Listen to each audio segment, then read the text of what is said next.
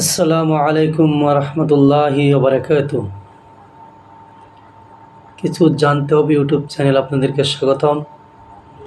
আমরা ইতিপূর্বে 13টা নবীর দোয়া সম্পর্কে আলোচনা করেছিলাম।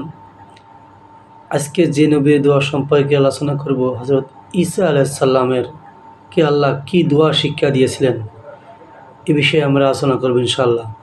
তবে একটা কথা বলে নিই, যারা আমাদের এই চ্যানেলটা সাবস্ক্রাইব করেন নাই তারা সাবস্ক্রাইব করে নেবেন, যাতে দ্রুত আমাদের আলোচনাগুলো আপনারা পেতে পারেন। তো আসি, আউযু বিল্লাহি মিনাশ শাইতানির রাজিম।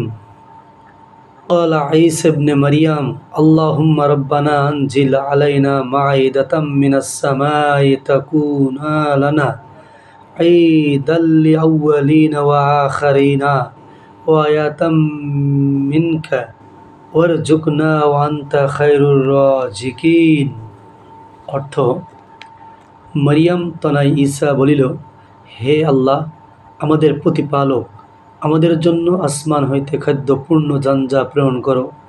ইহা আমাদের ও আমাদের পূর্ববর্তী ও পরবর্তী সকলের জন্য হইবে আনন্দ উৎসব স্বরূপ এবং তোমার নিকট হইতে নিদর্শন।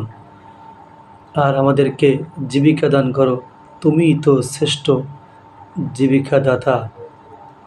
সূরা মায়েদা আয়াত নম্বর 114।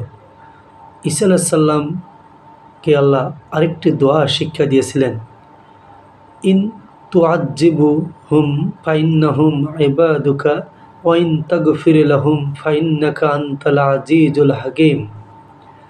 অর্থ, তুমি যদি তাহাদেরকে শাস্তি দাও তবে তাহারা তো তোমারই বান্দা, আর যদি তাহাদেরকে ক্ষমা করো তবে তুমি তো পরাক্রমশালী প্রজ্ঞাময়। সূরা মায়েদা আয়াত নম্বর 118। মহান রব্বুল আলামিন আমাদেরকে দোয়াগুলো মুখস্থ করে আল্লাহর কাছে প্রার্থনা করার তৌফিক দান করুন। সকলে বলি আল্লাহুম্মা আমিন। আসসালামু আলাইকুম ওয়া রাহমাতুল্লাহি ওয়া বারাকাতুহু।